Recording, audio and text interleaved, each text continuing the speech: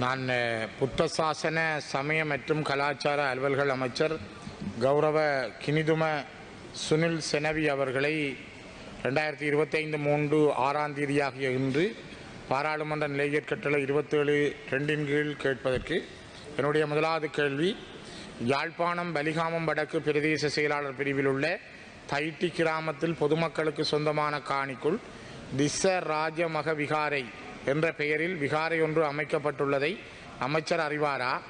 இரண்டாவது கேள்வி, அந்த விகாரை கட்டப்பட்டுள்ள ஏறத்தாழ 20 பரப்பு காணியின் உரிமையாளர்கள் விகாரையை அகற்றி தங்களின் நிலங்களை தங்களிடம் கையளிக்குமாறு நீண்ட காலமாக அகிம்சா வழியில் போராட்டம் நடத்தி வருவதை அமைச்சர் அறிவாரா?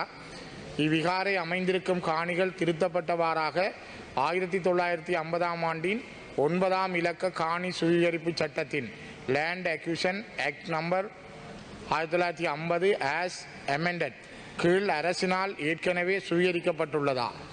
அவ்வாறு சுவீகரிக்கப்பட்டுள்ளதாயின் அது தொடர்பான வர்த்தமானி பிரசுரத்தின் இலக்கத்தினையும் என்ன நோக்கத்திற்காக சுவீகரிக்கப்பட்டது என்பதனையும் அமைச்சர் அறிய தருவாரா?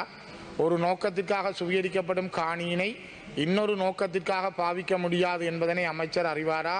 அவ்விகாரை அமைந்துள்ள காணியானது விகாரை அமைப்பதற்கென சுவீகரிக்கப்படவில்லையாயின் அக்காணிக்குள் விகாரையினை கட்டியிருப்பது சட்டத்திற்கு முரணான செயல் என்பதனை அமைச்சர் ஏற்றுக்கொள்வாரா?